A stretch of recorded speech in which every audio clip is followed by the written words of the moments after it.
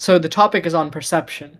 So we could tackle this in a couple different ways. We could start by doing like a neuroscience discussion of perception. We could do like a physics discussion of perception. We could do like a social discussion of perception. What do you guys want to start with? Physics. Physics. How I'm done how for does that physics. I'm apply curious to about that. perception? Yeah. All right. So does anyone have anything to start us off? Well, I guess I'll start off with the simplest question. What is perception? It's the interpretation of data.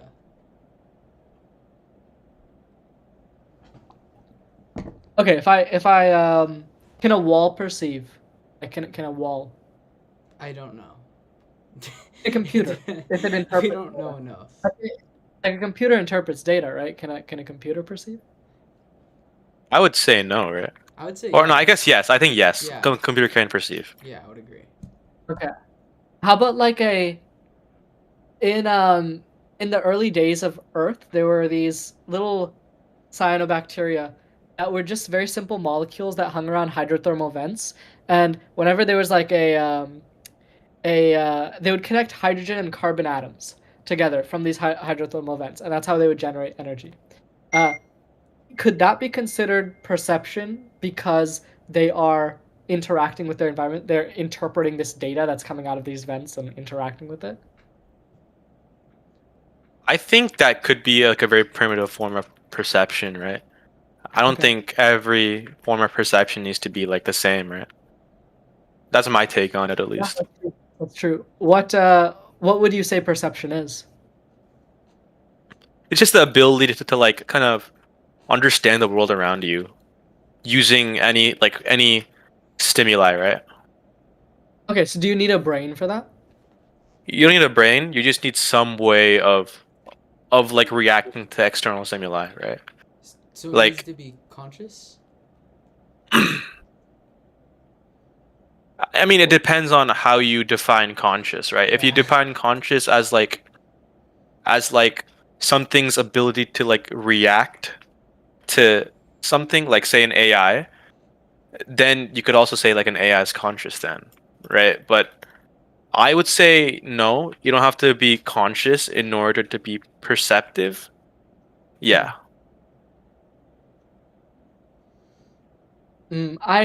Okay, so if you don't have to be conscious to be perceptive, would a wall perceive? Like the walls No, because it around- doesn't have the capacity to perceive, right? What is the capacity to perceive? It has to be reactionary. It has to be able to react to something, right? Wait, if I If an throw- earthquake hits the wall and it falls down, isn't that a reaction to the earthquake? Yes, but it's not a reaction that it chose. So But I mean, the molecules in the hydrothermal vents, they don't choose to bond the hydrogen and carbon, right? they do not. You're right. So I mean, but here's the thing. As a human, right? Whenever you're encountered with like external stimuli, you have multiple options of what you want to do in reaction to whatever is happening outside of you, right? And like your reaction depends on like your past experiences and all this stuff, right? Yeah. And I feel like if something relies on like say for example evolution to find a reaction to something, then that is like perception, right? I see what you mean. Yeah, that makes sense. Like I have a tough time like putting my Kind of- thoughts into words sometimes, but yeah. No, it makes sense. But it assumes like free will, right? That there has to be like a free will agent involved. Do you not think that there's a free will agent involved in a lot of things? I think if we consider that we are not bound by free will, that we are essentially deterministic beings, then Uh-huh. the question of perception falls away, right? Like then kind of the definition that was outlined doesn't work. But so it kind of assumes free will. Then Right. where does the idea of free will even come from if that line of logic stands? Right? Because I'd say free will itself is a difficult argument to make. I don't see like it's I feel a like- really difficult argument to make. I feel like these arguments are it depends on the scope of the issue you're talking about, right? Like if you're talking in terms of like the universe, then yes, maybe free will is not really like a part of humanity. Because I remember the conversation we had like a month ago, right? You said all of like you said about how everything was like somewhat deterministic and that our goal as humans is to do like all cosmic knowledge or whatever. And if that is the end goal, right? Does that end goal being the same no matter what you do is if the Yeah. middles of that goal is different, is that still free will? Like how you get to the end goal, it's still determined by free will, right? I'd say your actions have to be guided by free will because ultimately that's what is observed, right? We observe ourselves having some sort of freedom of choice. But I'd Uh-huh. say when analyzing other things, we cannot be sure that those are bound by the same principles. So, in terms of our own actions, because we can observe freedom of choice, we must exercise that freedom of choice. But in terms of interacting with the rest of the universe, because we cannot observe a freedom of choice, we can interpret that there is no freedom of choice. So, but where does that line end, and like where does it start and end? Like where? Because like if you say I would our say universe interacting with our universe, then like me joining this call was also a part of this universe, right? I draw So it does it?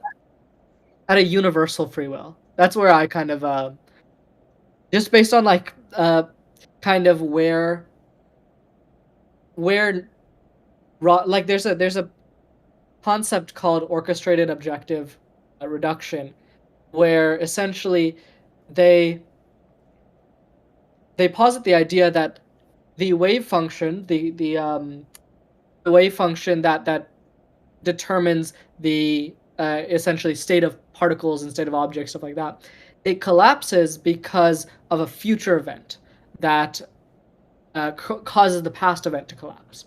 And if Mhm. there's a causal connection between the future and the past event, that means that not just past influences future, but future influences past.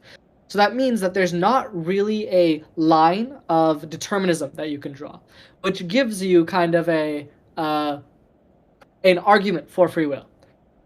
The thing Okay. is, this wouldn't be something you could isolate to like a particular organism. You couldn't say this organism has free will, this one has free will. It would have to be the wave function itself that has free will. Like the wave function itself is able to pick out the mechanism of collapse, like the particular state it collapses into for certain situations. So it's like the wave function's like a brain kind of picking that out. And that's how I kind of think about it. But of course, we just don't have enough knowledge to know what free will actually is. Like I think it's a experience that we try to describe, but we don't have the science yet to fully understand it. It's like the orbits of planets. We used to observe them in the 1700s, and there was always one planet that was kind of off. I believe it was Neptune's orbits, and we could never realize why Neptune's orbit was off. And then later in the 1900s, we got powerful enough mechanisms to look at Pluto and see that, oh, Pluto is gravitationally interacting with Neptune's orbit, and so our observations then were able to be matched by the science. But I think that for something like free will, we just don't have enough of the scientific infrastructure to match the observation. I mean, something I would say to that is, sorry, I'm like very skeptical of like universalist philosophy itself, right? So something I would say to like counteract that is, I would say if you say free will, once again, like past influences future, we need more science to figure out what free will is, right? Like the rules of science and the rules of physics are bound to our universe, right? We don't know if that exists Yeah. within like other parallel universes, right? So We with don't the know that free there are yeah, parallel we don't know universes. that there are, first of all, right? But that's also like you have to also figure that out, and we can't assume one thing without like also like considering the possibilities of like other aspects of like I guess yeah of the universe, right? And in that case, would you say our universe has free will, and like how, and if the universe has free will, does that mean our universe is conscious? But then I'd say we is can't be certain with the amount of knowledge that we have, like as a species right now. We just don't have enough knowledge about what free will is, what consciousness is. You know? yeah, I think just going back to that, I think it's like the scale of the issue you're talking about, because if you look at all like these wave functions, right? And I can't disagree with the science behind it because it's science, right? But once again, it's the scale. You look at like the very like the micro like mechanisms behind all of like life itself or like the universe itself, right? But if you just push back the scale a bit, then like within our day-to-day lives, it's like undeniable that there is some sort of free will, right? Even if it is predetermined, it is still free will because you're the person making that choice. And there could have been an existence where you did not make that choice, which just defines free will, right? But So you think like parallel universes are bound by which path we take? Like every option, every choice that we have creates like a different branching universe? yes, Really? and yes, and no, Is it just based because on a lot of choices that you could have taken, like quote unquote choices in your life, were not really choices. Like no matter what you did, like it wouldn't have been a choice. Like a lot of major events in your life are just going to be the same no matter what, right? But if these choices change these major events within like I guess the universe itself, then yes, maybe. I see what you mean. I guess it would be hard to concretely define that because like we can't draw a boundary of like what changes the universe enough to create a new parallel universe. I just don't buy hmm into parallel universes. I think like I I I I also don't. I just kind of humor the possibility because yeah, it's a fun thing to think about. I think I that, think it'd be that very that's at the core. interesting. Like I Yeah. think like if we could, I think it'd be very interesting. But hmm sorry, before we go, I should probably bring up Spencer. So Spencer, everyone, this is Spencer. I guess we can do a round of introductions since both AJ and Spencer are kind of new here. Uh, so I'll start. My name's Rishi. I'm interested in like neurotechnology. Uh, yeah, you Max and Kyle, maybe you guys can go ahead. I'm Max, and I'm interested in cognitive science and art. I'm Kyle. I'm interested in biology, technology, anything that can build a future. I'm AJ. I am an engineer, and I'm interested in computing and everything that comes with that. Hey everyone, my name is Spencer. Thanks for having me here. I'm honored.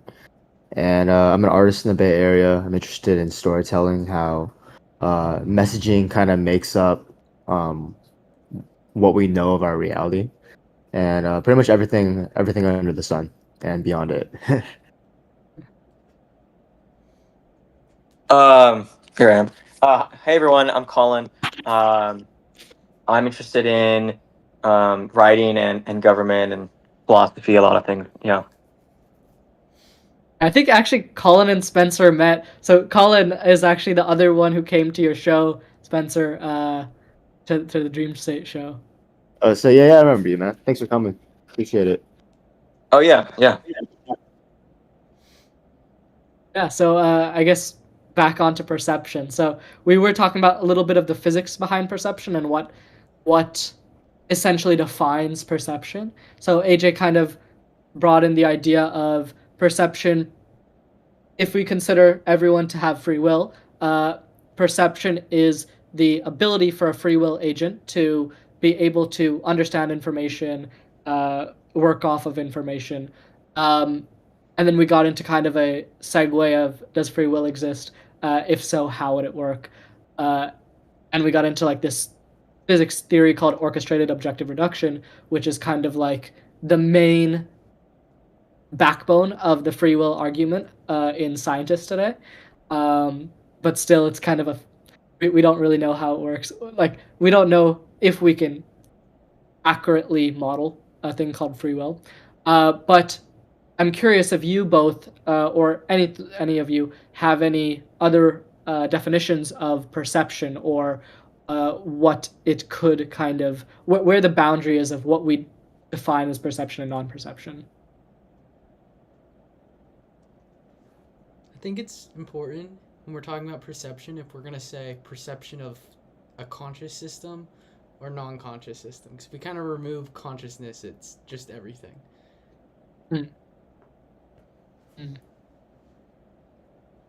Kyle, how about you?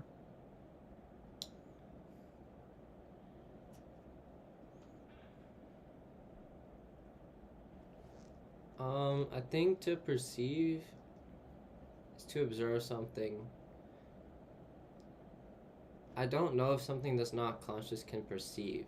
Just because it receives data doesn't mean it translates that data or understands it.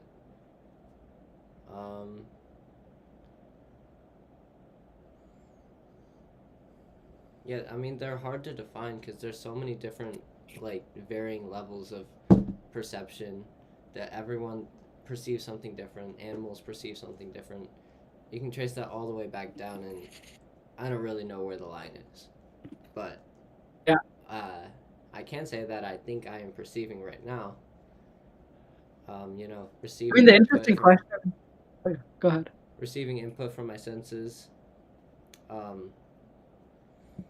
and my brain understands that as information, which I can then, with free will or with my consciousness, decide to act with, right? But honestly, I don't really know. I know that I do think that there is perception and consciousness. I view of as essentially the same thing. To perceive is to be Interesting. conscious. Why is that? Maybe it's just because I don't have solid definitions of the two, but they just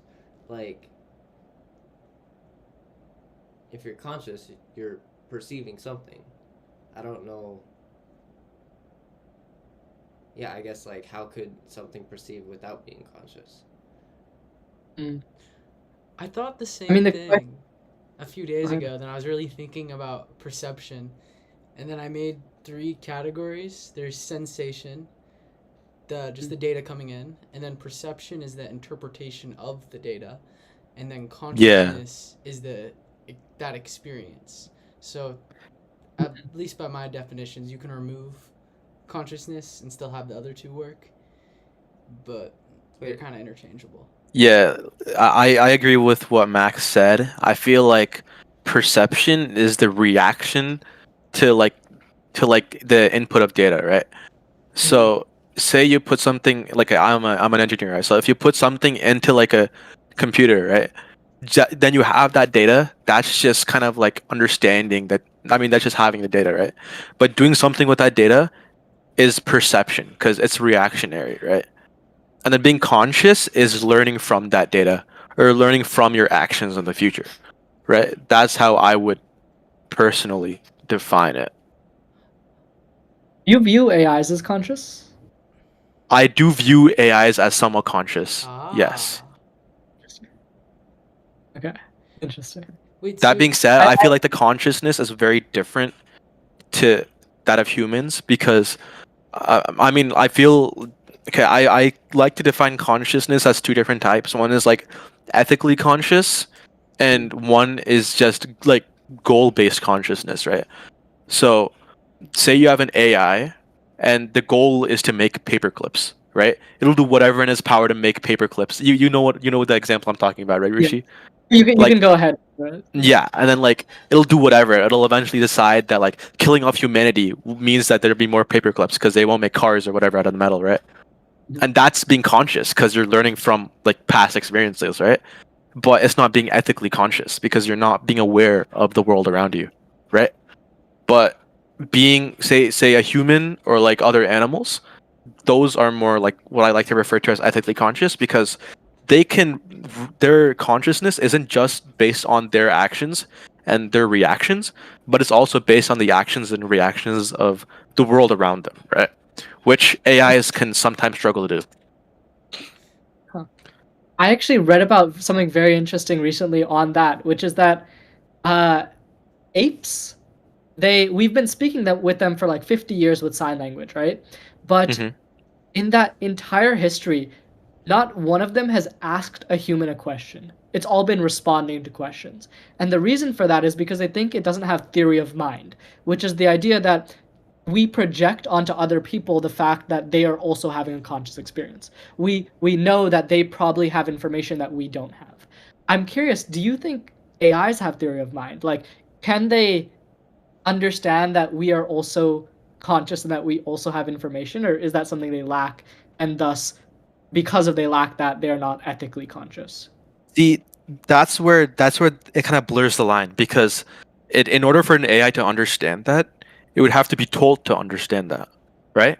Mm. Which would still mean that there needs to be some human input in order for an AI to understand that. Because if you don't tell an AI to look at other people's reactions or data, right, it won't do it by itself, even if it's the smartest AI out there, right? Which means that no, I don't think that AIs can ever be ethically conscious, just because programming tells the robot to do exactly what it's told to do, and humans are not like that. Living things are not like that, because we are forced to look at the world around us in order to survive. AIs don't care about that, right?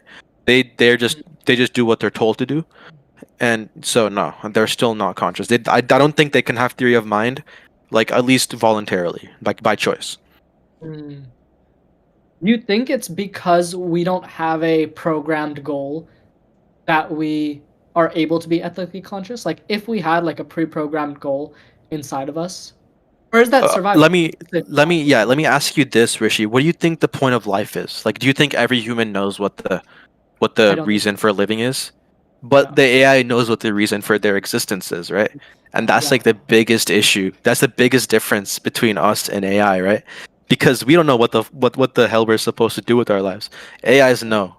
And just because of that, they won't go out of their way in order to like understand these things, unlike us, which just forces them to not have like theory of mind and other like ethically conscious aspects. Is there a way you think to make an AI that doesn't have a pre-programmed goal?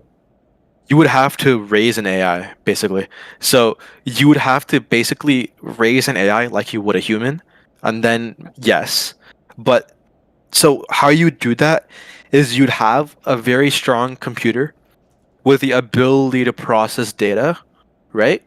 And just leave it in the world, and it would take in the data by itself, and it would like come to its own conclusions based off of that data, right? Because it'll be trained about that data, and the only goal that it would have is to like, okay, I think this is a very controversial take, but I feel like humans strive towards pleasure or feeling good, right? And I feel like if we give that goal to an AI, and it'll do whatever it takes to feel that feeling, then yes, it can grow and be somewhat like a human. But that comes with even more dangerous things, because that AI might come to the conclusion that humans are not like compatible with its happiness or its pleasure. So I don't think that'll ever be a thing.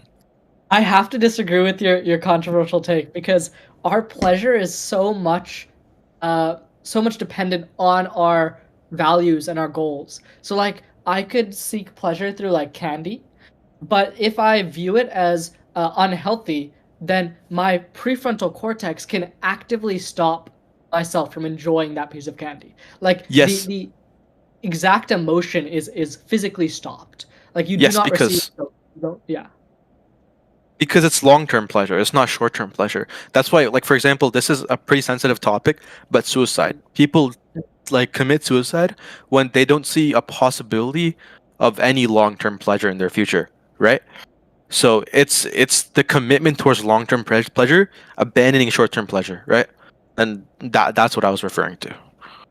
I mean, but pleasure itself, like dopamine, serotonin, they're just reward signals, right? They tell us that the action that we did was beneficial, and whether that's working towards our survival, building a shelter, eating some fruit, whatever, that signals that reward. Whatever it is, it's still a reward signal, right? And the AI Mhm. will still get that reward signal. So the question is, what are you, if you just leave the computer out there, what is it getting the reward signal based off of? That is why theory of mind is extremely like flimsy when it comes to artificial life, because we aren't programmed with that, other than if you consider evolution programming.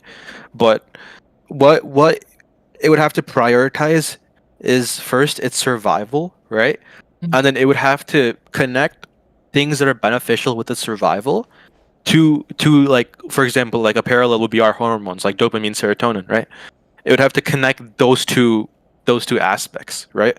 But I don't think a single AI can do that without any external stimuli, unless it goes through evolution like humans do.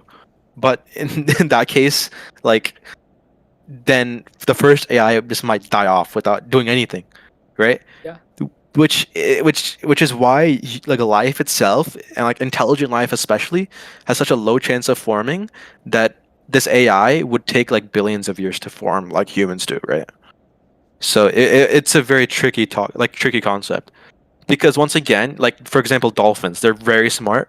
Like they have the capacity to take in all this data and process it, but they don't have the proper like responses that us humans do, just because they're less complex than humans, because they've just not gone through the stimuli necessary in order for them to become complex, right? So it's like a similar parallel. We have this machine able to comprehend all this data, right? But it can't Mm. do anything with it unless it learns through trial and error, like what to do with it, right? Interesting. Yeah, so I guess I kind of agree there that you would have to train it on something like survival, or else you would have to do some sort of evolution mechanism, which is Mm-hmm. very, very interesting. Uh, I know, Max, you read Donald Hoffman's book on perception, right? Yeah. I'm curious, can you explain like his kind of view? It's very interesting. Just know the little bit clips of it. His free will agents, he thinks free will is fundamental. I forgot the exact view he had. I Mm. we talked I mean, it's about like the UI, right? The that every reality is kind of like a user interface. go on. Oh, okay. Well, all that I know about him is that like essentially he views reality as kind of like a user interface, and he says that everything is data, right? There's so much data around us. There's so much things that we are perceiving, and the only way for our brain to sort through it is to simplify it.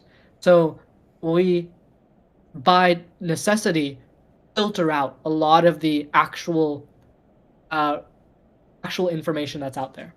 And he ran a couple simulations that showed that essentially if you have some sort of organism, he ran these computer simulations that so that if you have an organism that has these survival goals, that has these fitness indicators, like for example, they want to get food, they want to build shelter, stuff like that, they will evolve such that their perception of reality, their sensory inputs, only match what is necessary to keep surviving. Will only match those fitness criteria. Will only be able to see the fruits that they can eat. Will only be able to see the wood that they can build with. They won't see anything else. They build kind of these cognitive blocks because it's just so much information, so much unnecessary information that they would have to process, right? So he argues that humans evolved the same way, and that essentially our entire reality is missing like 99% of the actual information that's out there because of the fact that our brain just filters it out. I think that's a very interesting take, and I would have to kind of agree with it from a neuroscience perspective. It makes a lot of sense. It makes a lot of sense. I'm Ooh. curious what you guys think. That's one of my like foundational assumptions that I live by. It just it's so open ended. We really don't know. But you guys were talking about AI and perception. Have you heard of Anton syndrome? It's freaky. So after a person gets a seizure, they Anton syndrome is when it affects the visual cortex. It will be all messed up. And they go to see a doctor because they continue to run into things in their house. And they claim that they just keep tripping because the objects are moving in front of them or someone's tripping them. They will not take any form of accountability. Then the doctor will ask, "What color tie am I wearing?" And then they will answer, "You are wearing a blue tie." Then the doctor says, "I am not wearing a tie at all." and then the patient will make up some excuse. So in this syndrome, they are blind, but they have a belief that they are not blind, and they will communicate like they are not blind. And when confronted with this, they will argue that they aren't blind. So then it comes into question, is their visual cortex simulating, or are they having a perception of something completely different? Because they'll describe rooms, they'll describe people, they'll describe everything. Or are they just actually blind, and a part of their brain has the belief that they are not blind? It's just really freaky to think about, and it brings up a lot of questions on what perception is, and even our reality. Like, what we're all perceiving could be completely false just because of this one case. It really shows the possibilities. That's a very interesting syndrome. Wow. It's weird. And there's other weird cases too with patients. Like, they'll have a seizure again and their right arm does not work. And when the doctor asks the patient to raise your right hand, they'll say, yes, I just raised my right hand, while their hand remains to be dominant. It'll remain to be down. And then the doctor will ask, why didn't you raise your right hand? And they'll just make up some excuse, like, I didn't feel like it. I'm really wondering, it seems like you're talking to an AI trying to justify the response. I'm not sure if they are genuinely perceiving something else or trying. I just have no idea, but it poses a lot of questions. Well, actually, there's something very similar with the split brain experiments that are Oh, yeah. incredibly simple. So, yeah. So for those that don't know, like, the split brain experiments were done on these group of patients who essentially had their corpus callosum, which is the part of your brain that connects the left and right hemisphere together, and that was just severed. So the left and right hemisphere are totally independent now, and they can ask a patient, "Hey, can you go get me like a beer from the fridge?" The patient goes, gets it, and then they ask, "Why did you choose to do that?" And the person will just say, "Oh, I felt thirsty." Because the part of your brain that processes commands and the part of your brain that justifies your actions are in different hemispheres. So they have to use a different justification. They don't know that the command was said. They have to invent the justification. So I assume maybe something similar is going on there. Like, they have to re-justify it because they just have to re-justify it for some reason. Something similar is going on. Like, it's not connected. I don't know. It's very interesting though. Yeah, I wonder, because their language processing is trying to justify it.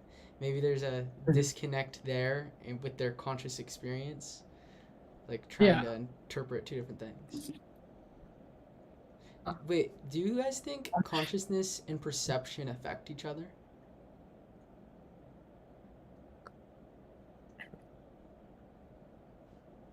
I would personally say that consciousness is based off of perception.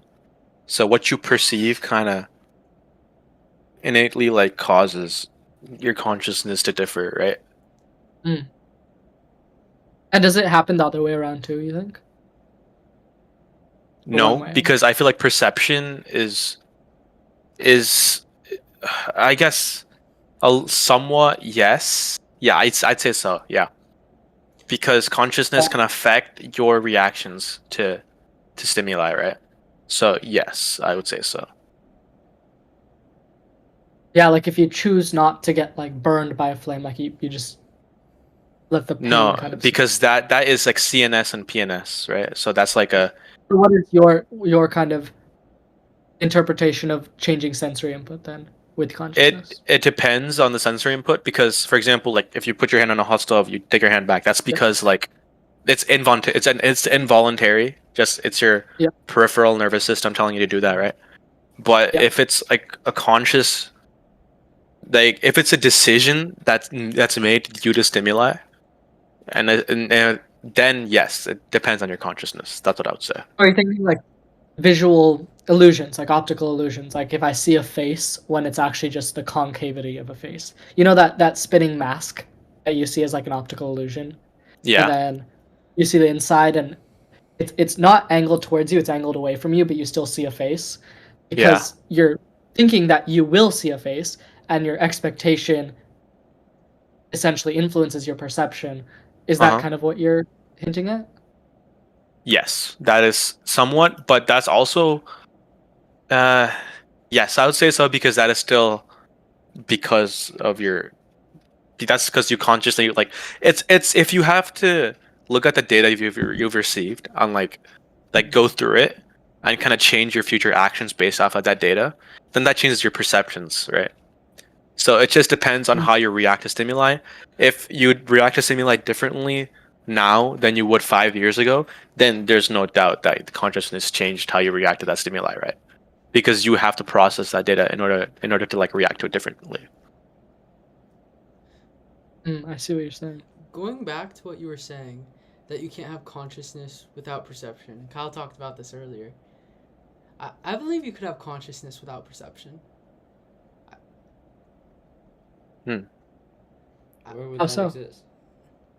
Like, if we look at panpsychism, I could see this phone being conscious without perception. It's aware of being aware, not aware of stimulus. But still receiving stimulus, like the ground. No, it's not touching it. aware of that. It's not aware of that. But if it's not aware of it, then it's not conscious. It's aware of being aware. How's it being aware of being aware? It's like being in a vacuum, like a brain in a vat. Yes, exactly. Interesting. But there's no brain in the vat. There's just a phone. Like, So yeah, I what just don't- defines consciousness in your view?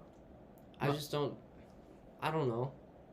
Like, we're all coming up with definitions, but. Hmm. I really don't know. Like, Mm.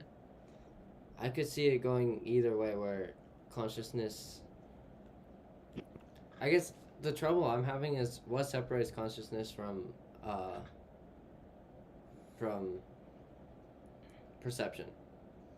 Like, Okay, so Is consciousness the awareness of the perception, or just awareness in general, in your view, Max? a consciousness is just awareness. Hmm.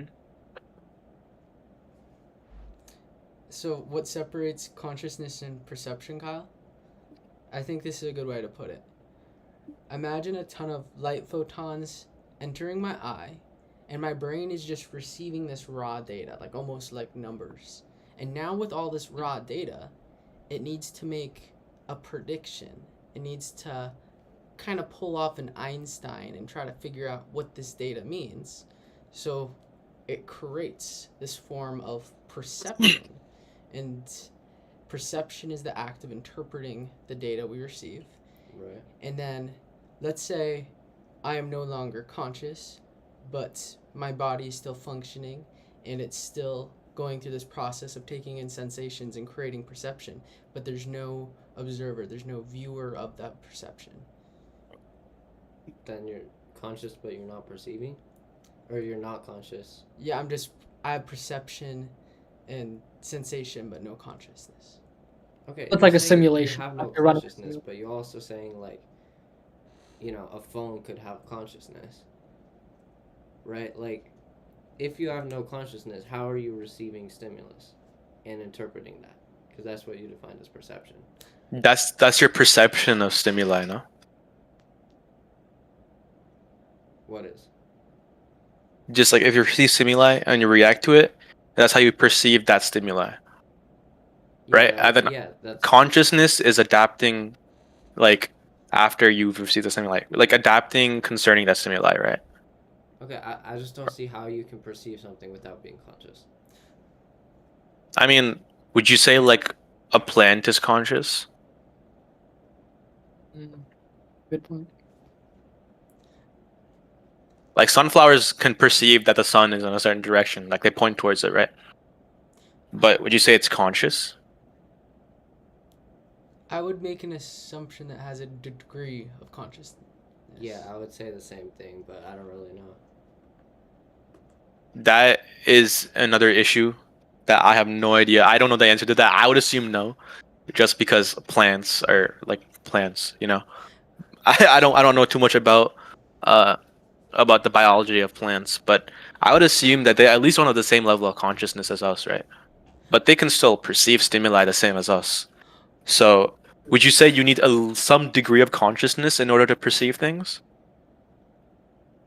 Wait, AJ, I agree with you. That makes sense. A plant can perceive and not be conscious. Yeah, but do Mhm. I need some degree? Oh, Kyle, what do you think? Do you need some degree of consciousness to have perception?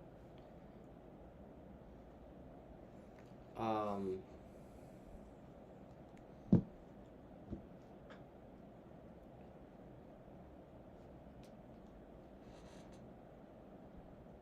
like yes, but I also have no definitions, no solid definitions for either of the two words. But like, it really depends on how you define perception and consciousness. And we've given a few like different ones, but How would you define definitions in the first place? Because we're throwing around that word so many times, but like, how deep do we want to go in order to define like these words consciousness? Because we could say like it's a thought. We could like say at one level it's a thought process. The next level you can say it's like a wavelength, or like I guess the wave formula that like Rishi mentioned that dictates the entire universe. Like, where do we end a definition? Like, at what stage do we end that? when I think of definition, I just think of the meaning you intend when you use a word. The meaning that you intend the other person to receive. Mm. And that it can be to any varying levels of depth. Like the word a requires much less context than like paraphernalia or something like that. But they're both conveying information intentionally, right? That's how I would say a definition is. But can we dictate our thought processes based off of definitions that are not like this in depth? Because like we're defining these things like so loosely, but we're still kind of changing our entire mindsets of like these of like say for example consciousness based off these loose definitions, right? Yeah, Is that's See, that but AJ, I think you have to take both a top-down approach and a bottom-up approach. So right now, what we're taking is a top-down approach because we just haven't explored all the way to the bottom. And once we get more information with the top-down approach, we can use that information to inform back at the top, right? Like we have to work both ways. We can't just go bottom up because if you just go bottom up and you don't have a solid foundation, which we don't of those definitions, you're right, we don't have that foundation. But if we try to work off that with just a bottom up approach, we won't move anywhere because we'll always just be debating on the definition itself. But if you take okay? a top down approach, you can at least move somewhere. Okay, I see where you're coming from. I agree with that. I think it's kind of like the interaction between philosophy and science, right? Like Mhm. philosophy guides the direction of science. Like it tells us where we should go. And then science then informs philosophy as well. I think it's like a very, very symbiotic relationship. Bottom up But science, top down philosophy. but that begs the question, like, what comes first, the chicken or the egg? Because we know so little about like the universe around us, right? Yeah. So where do we get started from? Like, I can see where you're trying to say we got started with these definitions, right? But these definitions, like, I feel like they limit our thought process so much from thinking of like outside the box, right? Mm. I mean that might just be me, No, but I agree. but I feel like if we just like I just don't like the word define just because it's so much context necessary in order to like understand what you mean by that word, but you also need to define the context first. So like it's where do you start from and where do you go, and it's like it just limits your thought process, at least in my opinion. So I don't know, I just wanted to throw that out there. wait. No, So I agree. I think like sometimes when you ask for a definition, it does definitely limit the discussion itself. Yeah. I agree, but also like, how do you determine the meaning of something without definitions, Ajay? But how do you determine that that definition is the best way to determine the meaning of that thing? because you might want to define it in a certain way, but then you then look at that concept or that item through that lens without like considering any other possible outlook No, on yeah, it. so you're saying that the total meaning that is implied behind the word is a much better representative of what you're trying to do than just a simple definition that could be written out in a dictionary. Yes, and I also feel like that you need to have such a great understanding of a concept or like an item in order to even like define a certain aspect of that concept or item, right? Yeah, Mhm. I would So completely agree, which is why I don't like the typical definition of definition, which is just like what you find in Wikipedia, or not Wikipedia, in a dictionary.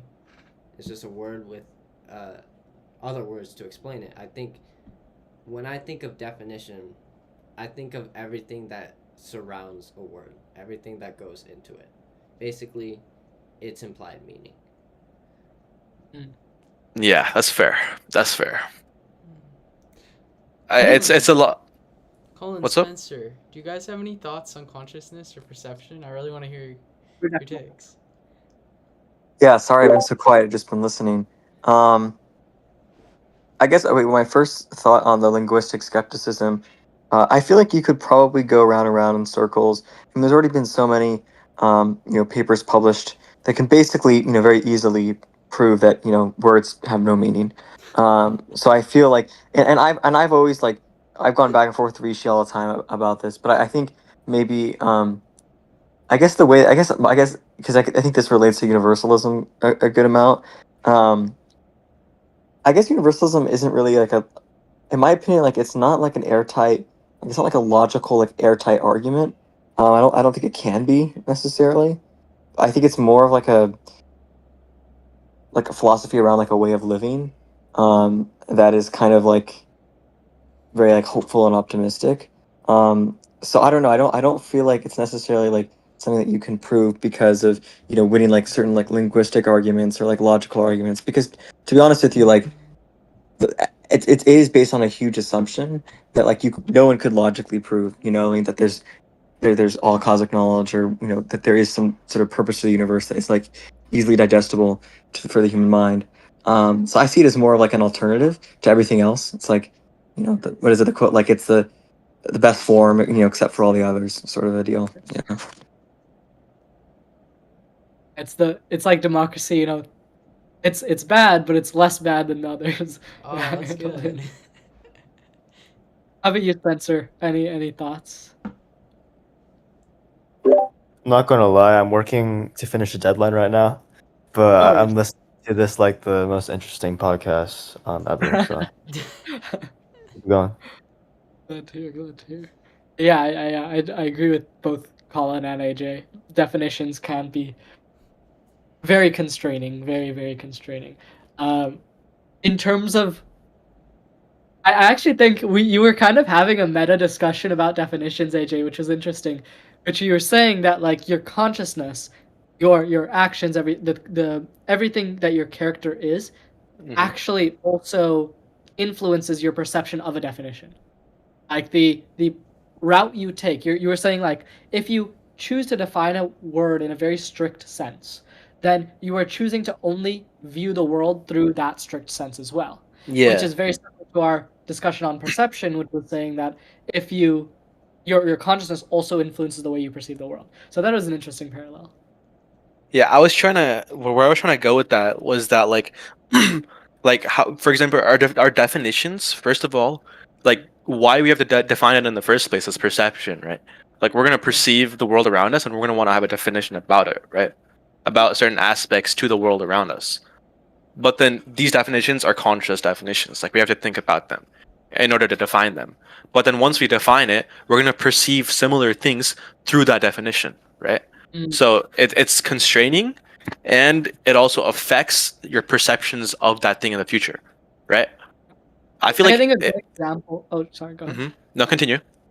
I think a good example of that actually is like the word tree.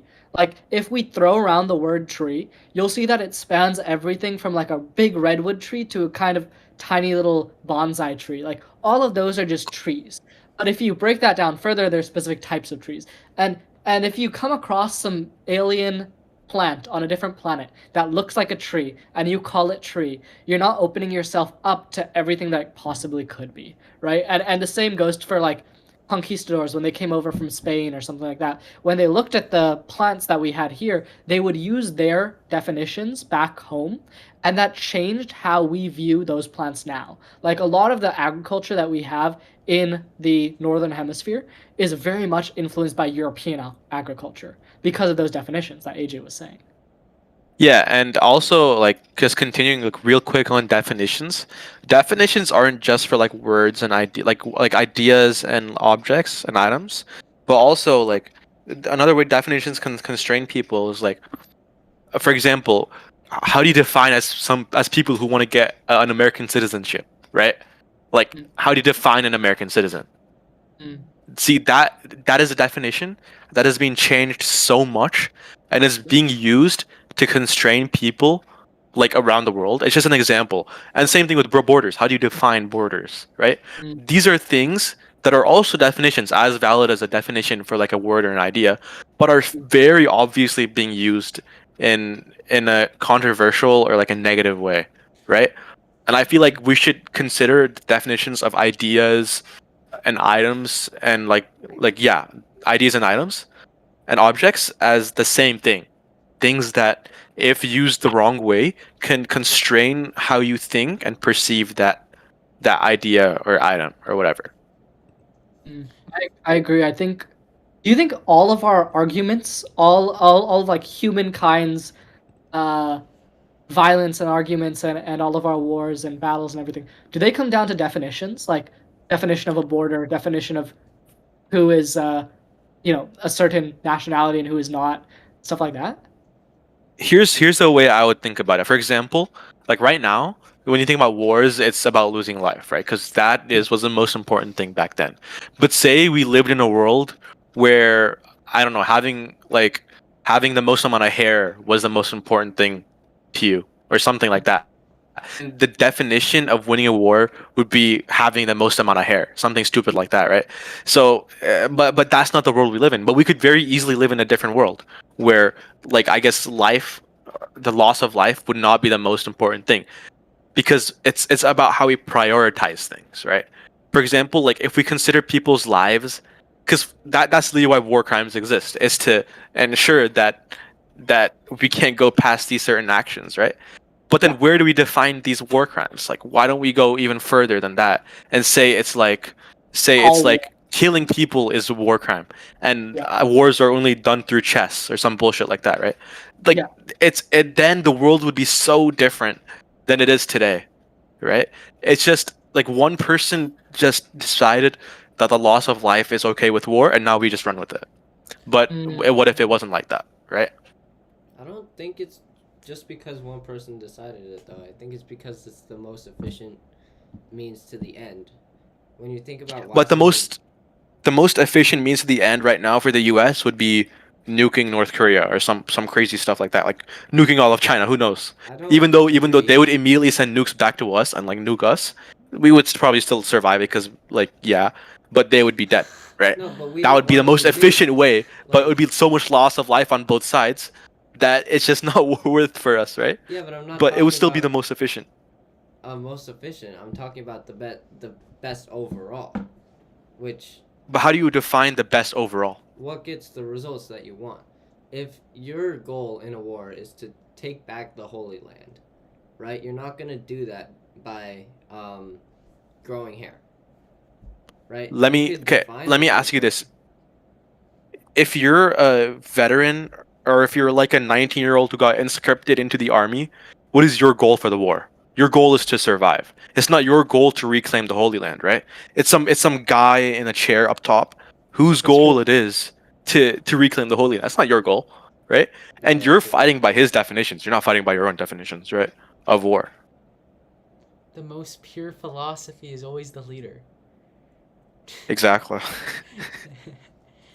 But That's very true, actually.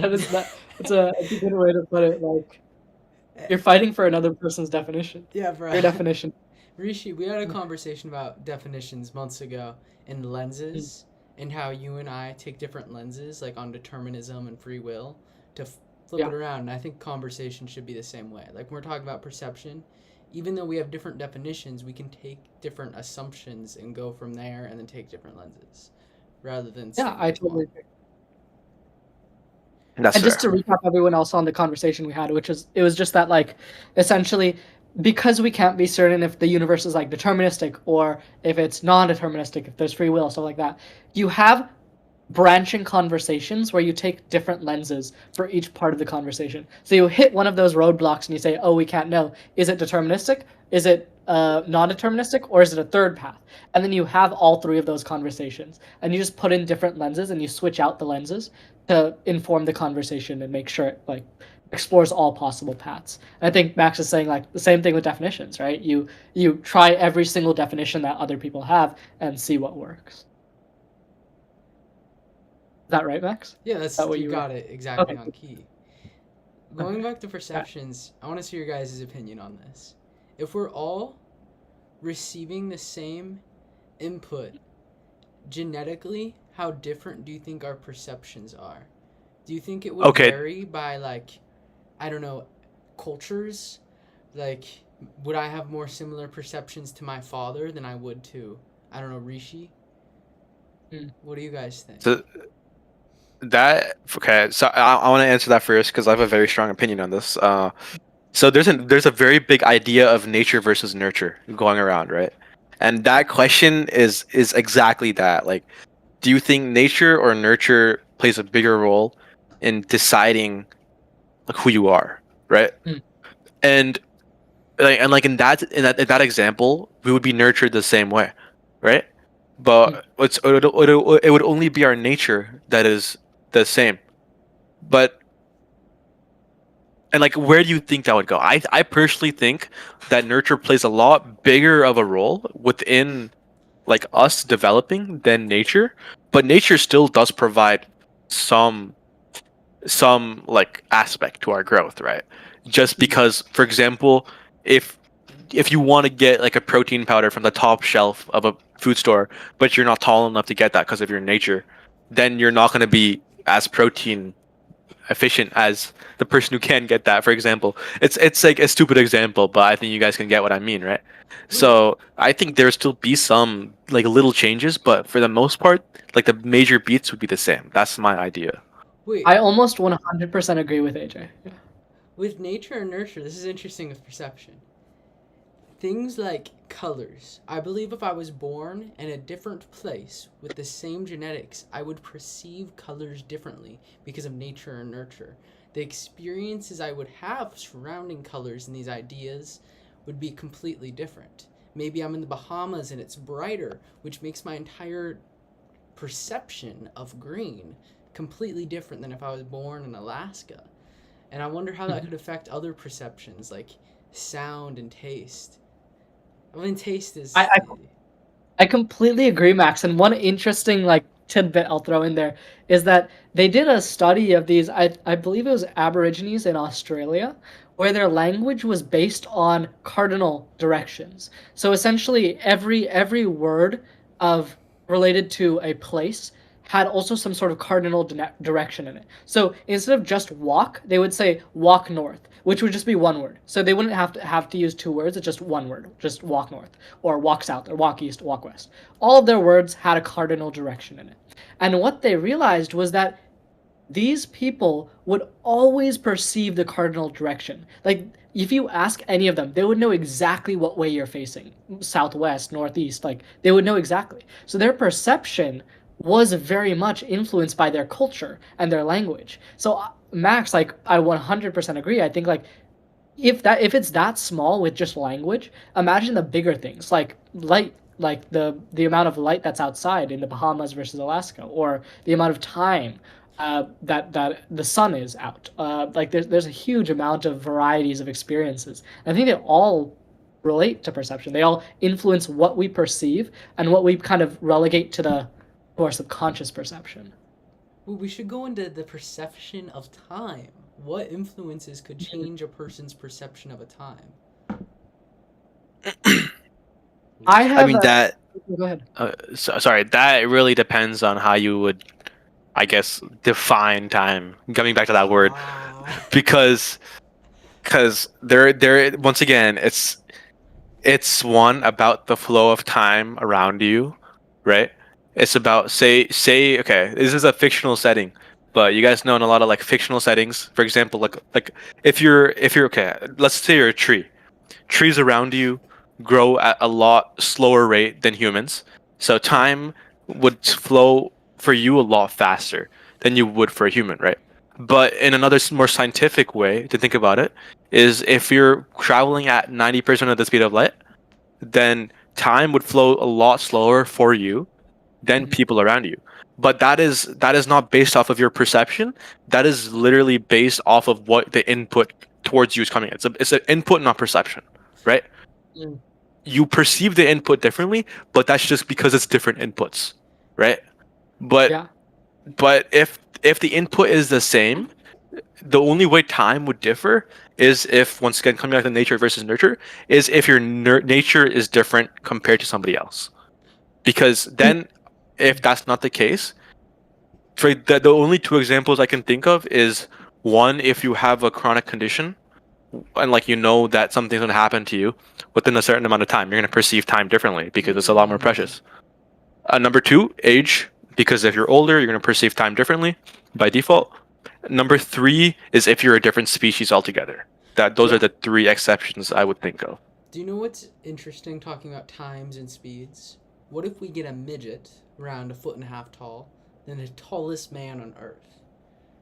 Their heads, their perception, are going at different speeds around the Earth because one is slightly higher they've up proven and one this. is They've slightly actually down. Would they perceive time ever so slightly differently? not just perceive, they go through time differently. Like they've done twin studies where one twin is on like a very high altitude, like they live in like the mountains or something. One twin is below sea level. And they did studies on their actual aging, how much they've aged. And they found that the twins up on the mountains, they age slower because they're moving around the earth faster. I don't. Hold on. That would be such a small change in. It's That's small, very but small. it's enough to measure. Like they also did the same experiment with like clocks where they sent one clock in an Ah. airplane that just went around the earth, then one clock stayed still, and they saw that the difference in the clocks was like a second. But Okay, what that makes more sense because it's an airplane, but no, but consider like 80 years of your life is spent in the mountains, and 80 years of your life is spent like below sea level. The amount adds up, like not by like years or months or weeks or days, but it adds up to like minutes, and you can measure the minutes, which is very interesting because that means that we are all aging at different rates according to our elevation. wait, but in that case, why are clocks the same for all of us? Like it wouldn't. Mhm. Like, we all experience like PST the same way, right? Like, for example, no matter where you are in California. Sure, but those are digitized clocks, so they're all synchronized. Like our So then where computers. do you like where does that synchronization start? Like is that But synchronization? We know Greenwich Mean Time. Does it start in Greenwich then? Like I don't really know. I think they have a certain standard that they started. I think it is Greenwich. I I know for a fact that GPS deals with this issue a lot, where essentially like because um it's going like satellites are going around the Earth, they're going faster, and their clocks are minusculely uh, delayed compared to ours, and so they have to account for that minuscule delay. And I think it was an actual kind of incident that triggered them realizing that, which was that like I think the clocks were just a little bit off, and it caused like this huge kind of incident to happen. But then they started accounting for relativistic phenomena, and they started adjusting the clocks according to that. But I think it is all standardized to Greenwich Mean Time. Like That's I think that is crazy. the baseline. Interesting. That's crazy. Yeah, I didn't realize even because you think that time only changes when you get really close to the speed of light, like at least 10% the speed of light, and Earth is like rotating nowhere near that. So I didn't realize even that could make like a big like difference. all of our satellites are all programmed with relativistic phenomena kept in mind. Like if they don't, they go wildly off. It's insane. Like all of That's our crazy. No way. Yeah. Wait, but isn't how we categorize time and how we look at time based on the speed of Earth's rotation around the sun instead of the speed of us relative to the speed of light? I think it's the scale of time because like the one is the speed of rotation, that is 1 day, right? And we find that speed of one rotation, like 365 of those rotations is 1 year, and that's one full rotation around the sun. So I think it's Yeah. both, right? Yeah, but Yeah, I think but it's every like portion of time that we have is based on the Earth's movement. It isn't based on our speed relative to the speed of light. It's based on like these arbitrary measurements that we've created, like the rotation and like the orbit around the sun. It's a year or a day, and a month is the same. Is based on the same arbitrary things. I'm not sure exactly what a month is, but It is arbitrary, but it is also calculated, right? It's calculated for it to work with the Earth, right. but it is works. arbitrary in the sense that an hour could be 10. Like it could be 10 hours in a day, right? Yeah. But at its core, it has to align with certain principles that Earth like dictates. Like same thing, a car could have like 6 wheels instead of 4. That could be the baseline, but it would have to have like at least 4 wheels in order to work, and that's just dictated by how the Earth works. Yeah, it Right. works. I'm just saying, like, I don't understand how something can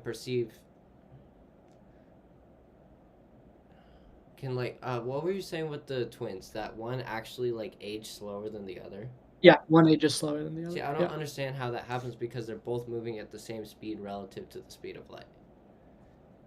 No, They're not. okay. So I should have explained this. So when you have a circle, what happens is if the circle is rotating, the points on the outer edge of the circle have a faster velocity than the points in the inside of the circle. Yeah. Because okay. Because they do, cover. but I would have thought that speed was minuscule compared to how fast Earth is moving across space time. It's I see what you mean. Like, I think one of the main aspects about relativity is that it's not a kind of fundamental, like there's no relation between an object and the fundamental constants of the universe.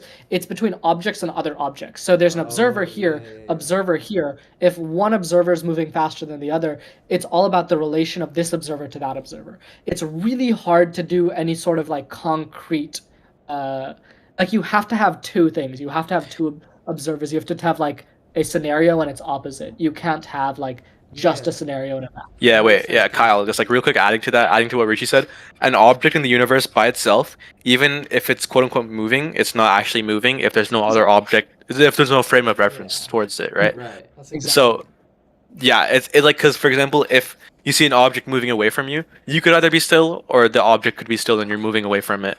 It's all about frame of reference. So, it's I think it's a that's very where, yeah. So, but we refer to time compared to the speed of light, right? Which itself moves through space-time. well, you'll actually be interested in this. Like the speed of light and space-time are defined by each other. They're very circular definitions. Like, okay, I'll give you an example. The reason we know that the universe is expanding is because the light that we receive from faraway galaxies is becoming red. It's red shifting. The light itself is expanding out. Yeah. But the question is, how do we know that the universe is expanding? Because the light itself is expanding. How do we know that the light is expanding? Because the universe is expanding. It's very, very circular definitions. Like we set something as the base, but it's always just arbitrary until we can find something deeper. Like and Wait. same with Wait, Rishi, I'd have to disagree with you on that. I know about blue shifting and red shifting, right? Yeah. But red shifting can only be caused if the light waves itself were stretched out, right? And that can only be caused if the universe itself was expanding, like if the gaps does it look between like? us were expanding. Or what does it look like though for a light ray to expand? It looks like if you have this space, if you have this point in space, the actual frequency of the light is going to start stretching out, right? Yeah. But how do you measure space itself? How do you measure these 2 points in space versus these 2 points in space without having light? If you imagine a universe without light at all, there is no difference between these and these. Like, you can't. There's no expansion that can happen. I see what you without mean. I see what light. you mean. But that's also more about the frame of reference argument, right? Like you Exactly. need some frame of reference. I see what you mean. Yeah. Right, but so from my understanding, the speed of light is not the same as the rate of expansion of the universe, though. So It is not. There's other forces like dark matter, dark energy that are pushing this expansion. That, it is light not just like traveling through space. I still don't get it. Wait, Kyle. I have done a lot of research on this. So how this works is that the light itself is moving towards us at a constant rate, right? But as it's moving, space expands between each light wave, which causes the light waves itself to expand. So the light is traveling at a normal rate, right? But because the light waves itself expand, that tells us that there's new space being created in between these two celestial objects. But consider the scenario too, AJ. Like, Uh-huh. what if it's light itself that is expanding and our space that is stationary? Because we use light as the constant frame of reference when we don't know it's true. That is crazy. That is a crazy idea to think about. But that's just frame of reference again. I feel like but light is also a very good frame of reference, right? Yes. Because it is somewhat massless. It can be categorized as massless, right? We don't have any other like massless particles we can have as a frame of reference to compare light to, and to compare to any other parts of the universe. And I feel like the laws of physics can only not abide to light fully as like at least as it does to other particles or other like things in the universe, right? And just it's because like of the most that, independent. Yeah. yeah, it's the most rudimentary form of like existence.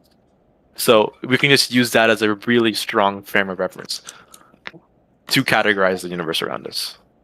Kyle, I'm sorry. I think I lost your question again. What was it? My question? Yeah.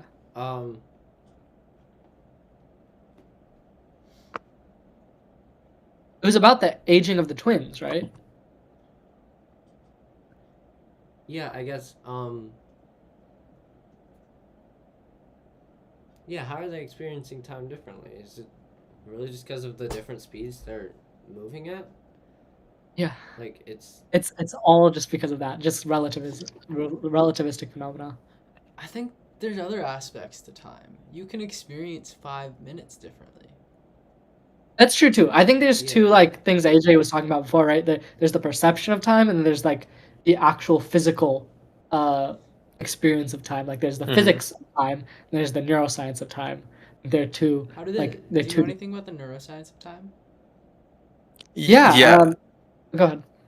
Yeah, so like as I said before, I feel like the three major parts of time is one, age, right? Two, chronic conditions, because you're gonna value each second of your life a lot differently if you're close to close to your death, right? Mhm. And number three, it's just if you're a different species. Like a raccoon is gonna experience time differently than us. And there's some other minute stuff. Like if you're in history class, you're bored out of your mind. 5 minutes is gonna feel like forever, right? Compared to what it does for us. I feel like that's a big Uh, part of it. But what That's a what part of it? makes the 5 minutes fundamentally feel longer? Do you have any idea? It's just the amount of thought you have between those 5 minutes. Because when you're in history class, you're just left to your own mind, right? Like there's no other interaction, like there's no external stimuli that you're paying attention to, at least, other than like your own mind. So if you're just left with your own thoughts, you're experiencing every single second. But for example, when you're watching TV, you're not going to be thinking that much. You're going to be watching TV. So because of that, you're not left to your own thoughts, and you don't have the time, or you don't have the capacity to consciously perceive the flow of time as you would if you're just left to your own thoughts, right? Like to add on to what AJ's saying, like we were talking about frames of reference, right? Like your thoughts are your frame of reference. The more thoughts you have in a particular amount of time, the longer that time's gonna seem.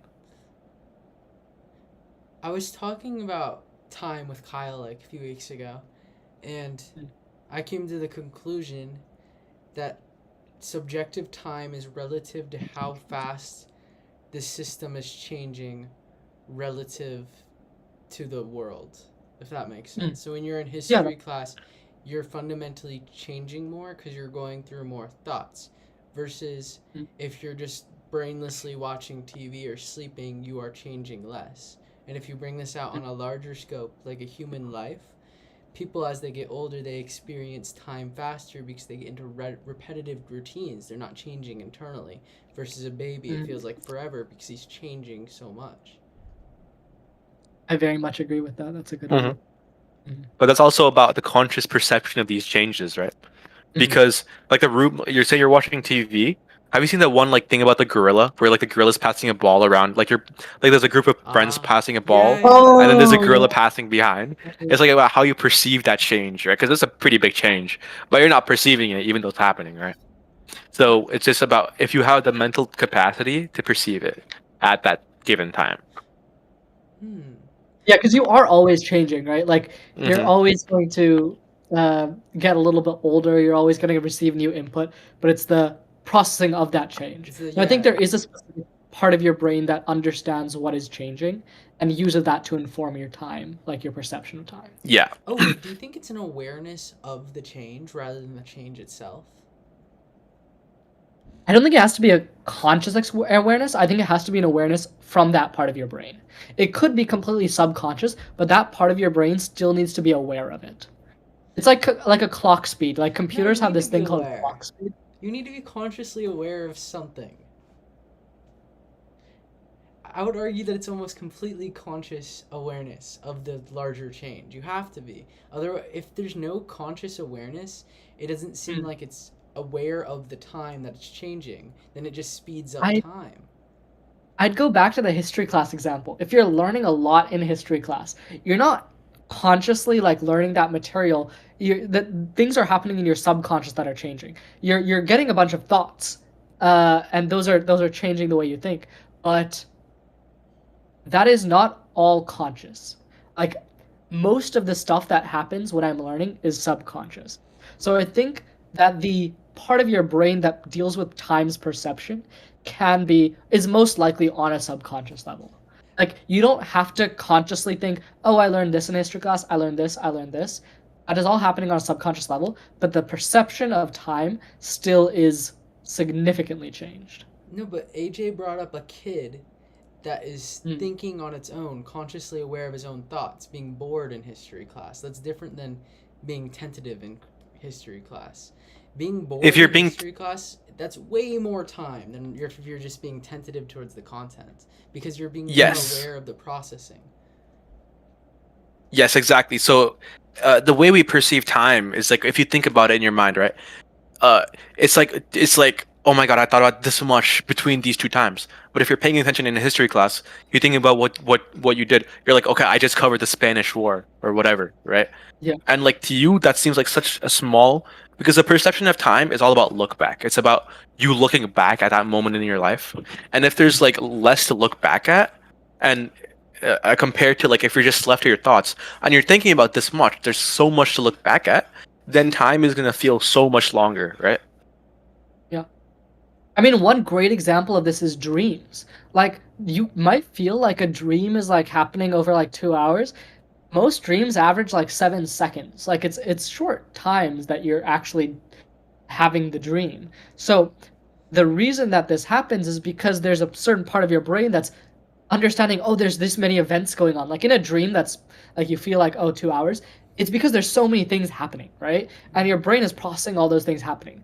You don't in a dream you could not be conscious. Like you could be aware of everything happening, but you could also not just have free will in those events. Like you could be watching it kind of like a movie. But you still think that it's like a 2-hour thing when it's actually 7 seconds. So I think a lot of those changes that happen don't have to be made at a conscious level. No, I can't feel like I can't experience something and not be conscious and think it lasted for a long time. If you remove consciousness, you're removing the awareness of time. Sure, it can be technically longer, but it doesn't seem like the subjective experience of time. It's like going in. Well, I agree. Like, there's no moments in your life where you're unconscious and then also experiencing time. Yeah. Yeah. I mean, subjectively experiencing time, at least. Yeah. This is off topic, but would there be, okay, if I tried to go into a black hole and released a large amount of DMT in my mind, my time would be so ridiculously large. Like, I would perceive so much. Is there a way to even extend that farther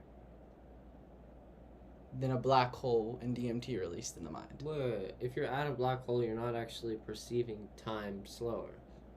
Are you not? No, I thought you can, like, watch You will be you the time will flow the same for you. Yeah. It's just everybody else's time that will If have slowed someone down is for you. watching you, Yeah. Oh. you're moving slower. Yeah, the time will be the same for you, yeah.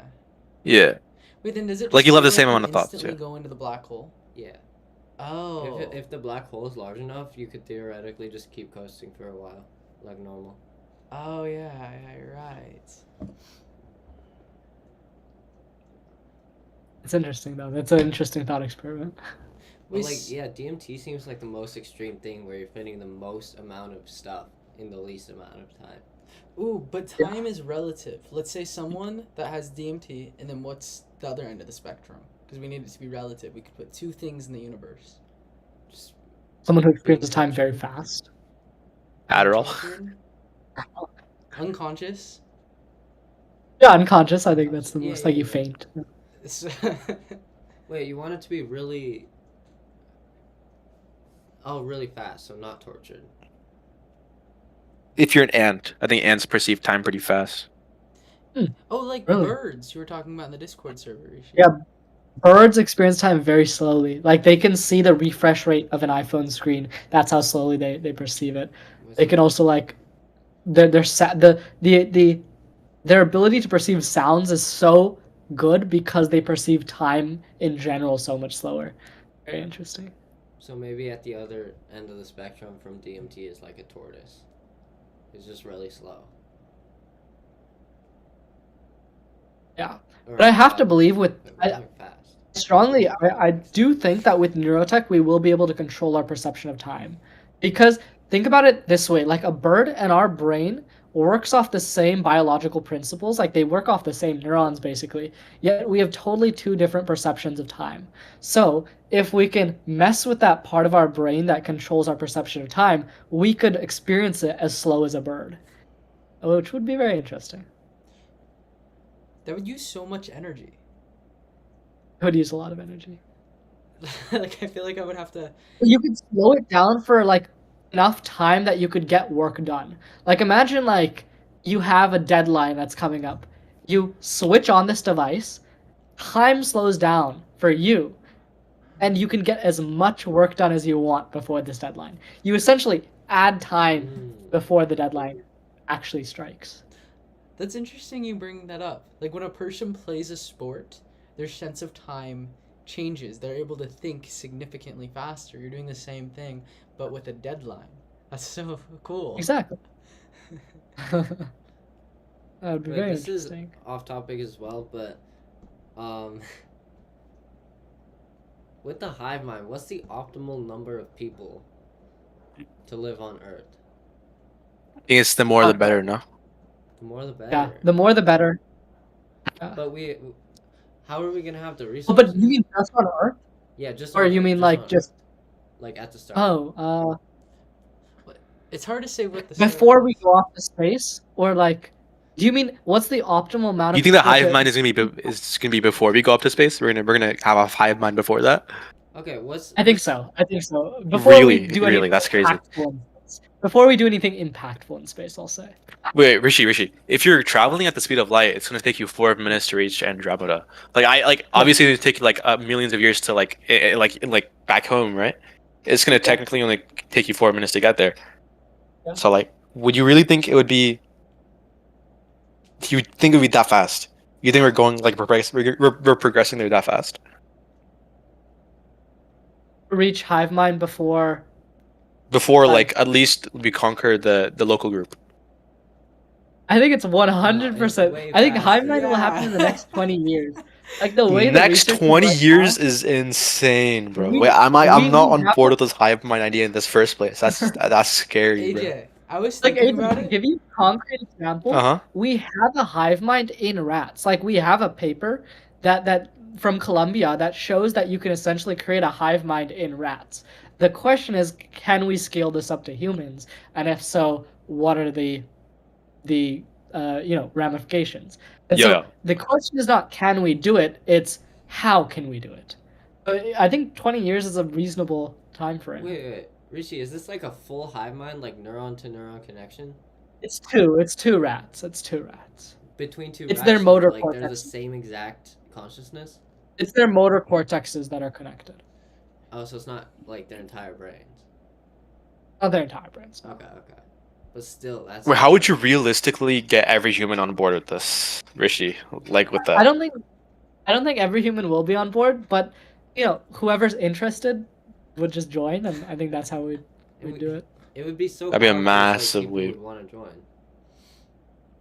I think a good amount of people, like at least 1 million people, would want to join. Yo, if I see you in the next 20 years being like Rishi Ambamanikar creates hive mind, like that's crazy, bro. It would no longer be Rishi. 20 years. It would no longer be Rishi. It would be Yeah. the hive. Unless the hive mind is Yeah. Rishi. Well, this hive mind idea itself is like it's scary to me. Like I don't fucks with the idea, bro. I'm gonna be dead ass. Like it's kind of Well, I mean, you agree with non-dualism, right? That like there's no separation between things because physics. But then yes, I what- do what- agree with that, but I also think that it's like life is about experiences, right? And No, and- we don't know that. We don't know what the purpose of life is. I mean, if you're happy in your life, you're happy. I'm a Oh. physicist as much as the next physicist, whatever, right? But at the same time, like you don't want to take away what makes people happy with their lives, right? I think happiness is it's like Maslow's hierarchy, right? It's like one of those needs that's maybe on the hierarchy, but it's not the main thing. Like there's so much more than dopamine and serotonin in our brain. Like hedonism is not the end all be all of the universe. Like the universe itself is not just a pleasure machine for our dopamine and serotonin, Uh-huh. I can see where you're going for it, but like I don't see how the hive mind is on the is on the hierarchy at all. I see the entire goal of like the of like all cosmic knowledge, right? Wait, But like And it's the this only is way what to, you it's the only way to achieve that is a hive mind, bro. Like, what? It's not the only way. I would say it's not the only way. I just think it's a very beneficial way to get there because you solve most other problems as well, like poverty, resource allocation, war. Like a bunch of stuff is solved along with the hive mind, so it makes the journey to all cosmic knowledge a so lot much easier. Wait, Yo, AJ, don't let Trump find you like this, bro. Like all I'm saying. Dude, I also think the hive mind is happier than any individual can be. I would agree. Like it Yeah. it really comes down to like how you define as happiness and like how do you achieve that, right? My sister just came back from China, and she was talking about how everyone is so like not awake to what's happening, but they're so much happier. And then it's this question of like, is it bad to be awake? Is it good to just be part of the hive? Because I think they do it really well over there, the closest to anyone. That is true. Hmm. Wait, are That's very people true. in China happier? Is that what you're saying? But here's the issue with the hive mind, right? If one part of the hive mind fails, it's very easy for the rest of the hive mind to fail, right? Which means that I don't think it can be feasible or like sustainable to only have one hive mind going. I don't know if I'd agree with that as much, just because if you think about society like a group mind, right? It's like a hive mind that's not as connected. Like what actually in terms of definitions differentiates a hive mind from a group mind is that a hive mind's internal connections are the same as its external connections. So essentially what I mean by that is that the medium of exchange in my head is electrical signals. There's electrical signals going between my neurons. But the medium of exchange between people is words. So there's two different mediums of exchange. But with a hive mind, it's all electrical signals. Let me So ask you that's this though. Let me ask you this. So, if as a person you have a lot of different goals you want to achieve, right? Yeah.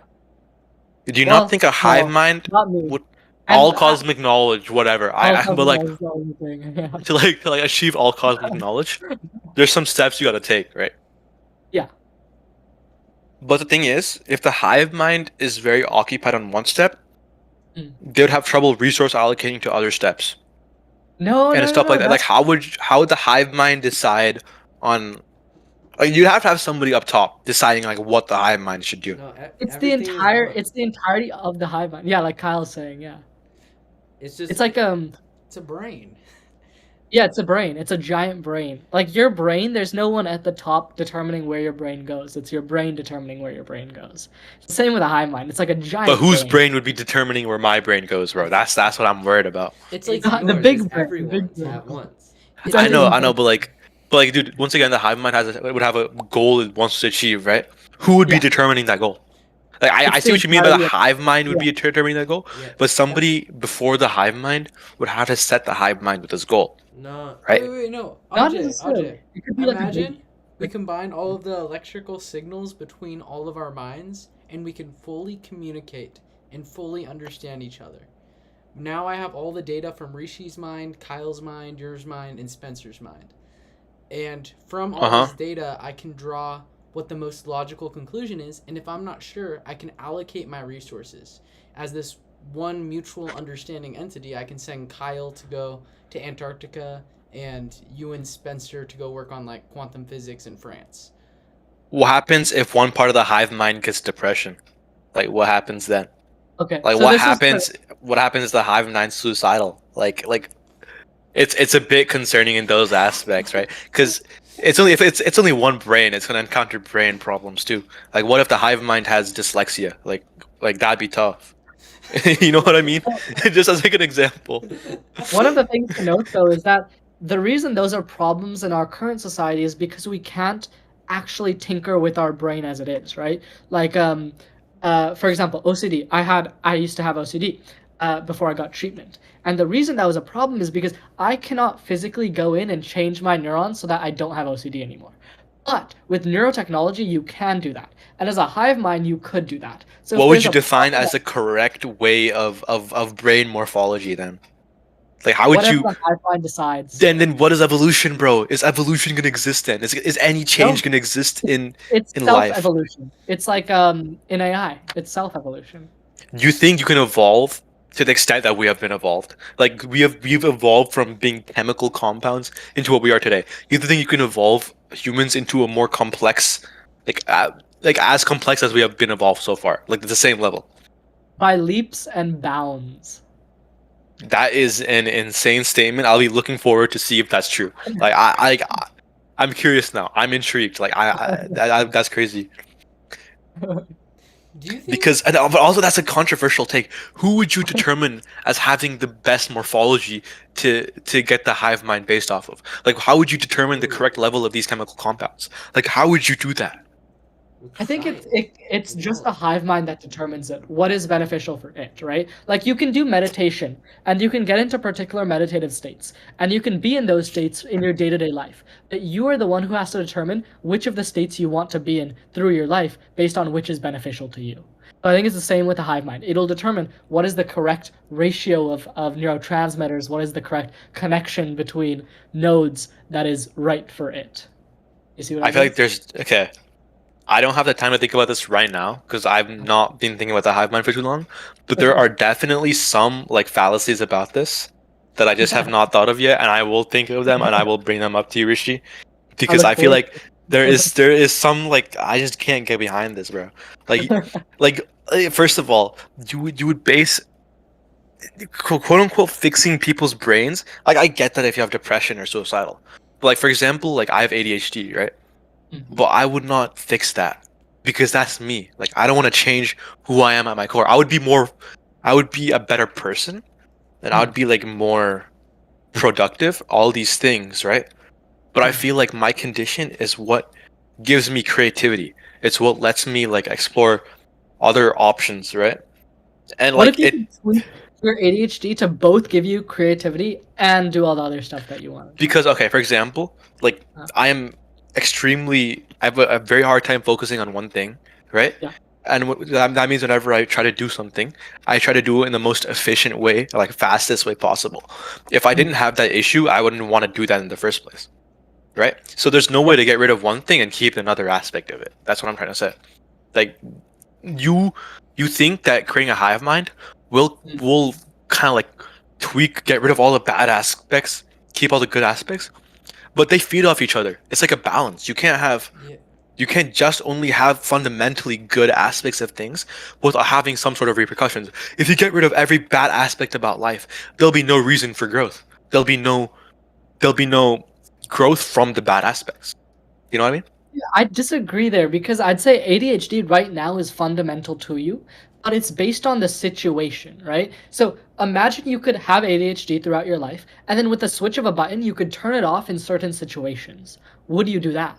Like if there's like a test you really need to lock into, would you press that button, turn it off just for that test, and then put it back on? Like No, would you do because I don't know when it's gonna be beneficial to me or not. Because genuinely, like it's helped me out in like, Mm. dude, my laziness has helped me out in more situations than I would think possible. Like even in like tests, exams, all this bullshit.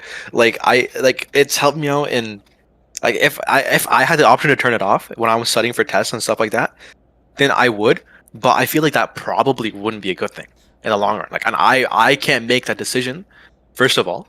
And if I did, I feel like it'd be the wrong decision to make. And either way, it'd be a very tough decision to make. Wouldn't you at Even least want to test it though? Like test out whether it's beneficial for you or not? yes, I would, but also like it's already like kind of built into me. So I feel like my already innate laziness might not go away, for example. But like I would just have like it's hard to explain this just because I don't know how life is without it. So I don't have a frame of reference to compare it with, so I can't really answer that question too well. But right now I'd say probably like nah. And like for example, that's what I do with medication, right? Like for example, like I'm prescribed Adderall, right? Yeah. And I do take that during school when I feel like I do need it to lock in.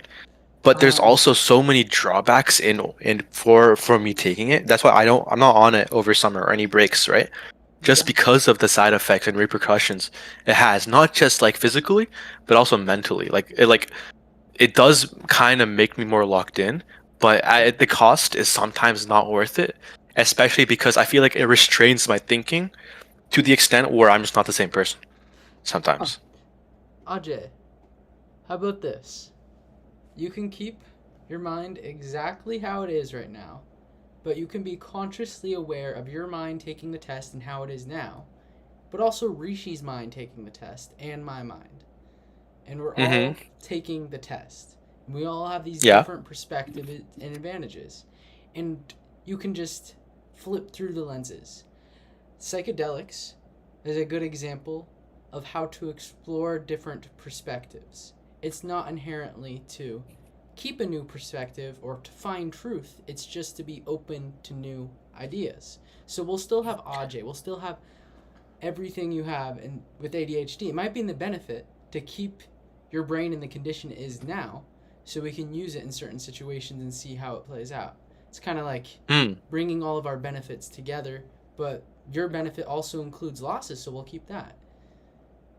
Interesting. Wait, psychedelics can do that for you? Yeah, there's been weird examples. This Alex Watts, I believe, he was talking about this one man. No, it was Donald Hoffman. He was talking about this one man who took psychedelics who had major hearing issues. And while he took the psychedelics, it stimulated the nodes that would connect his ear to his brain, and he was able to hear very clearly on the trip.